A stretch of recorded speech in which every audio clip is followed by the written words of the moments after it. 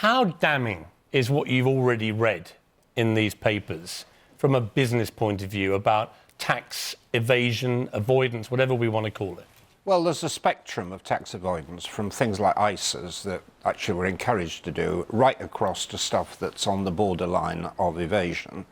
I mean, one of the things that we brought in actually in the coalition years was a general anti-avoidance rule where people who are acting, they think legally, but are trying to defy the will of Parliament through clever accounting rules can be prosecuted and can be pursued retrospectively. Well, she's obviously had very bad advice, and I would have hoped that... Is that a good enough excuse? Would we give a footballer the same pass? Well, I think in the case of Her Majesty the Queen, I mean, she obviously has complex financial affairs and it's outsourced to civil servants who should do this properly, and clearly in this case they haven't. I think what is emerging, which is important, is the exposure of secrecy.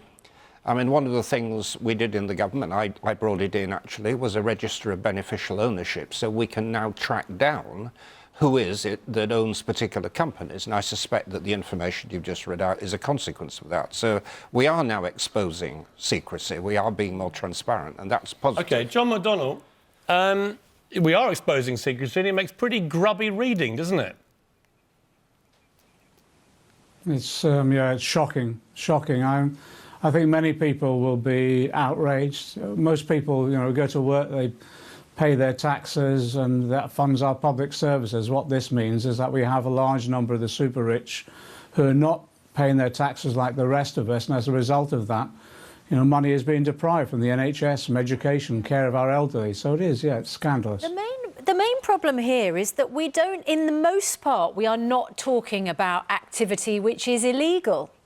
So unless somebody brings in a law that bans money being held in these offshore tax havens, what's going to change? Well, one of the things that we need to do now, I think, is that there's been various attempts, we're told, by governments to tackle this issue that clearly haven't worked. I've been calling for the last 18 months. Well, I've been involved in this tax justice campaign for over a decade, but over the last 18 months, I've been calling for a full public inquiry into tax avoidance so that we can get to the root of this and introduce legislation that is effective. But one of the key issues is what Vince has said. We need full openness and transparency, not just here and about companies, but about trusts themselves. Trusts are being used, and we need a public register, not just here, we also need it in the Crown territories and dependencies, so everyone knows who's benefiting from these activities, and then that will enable us to shape the legislation that tackles tax avoidance effectively. As I say, this is depriving our public services of the money that is desperately needed at the moment. And I think people will feel it's unfair. If they're paying their way, why shouldn't the super rich?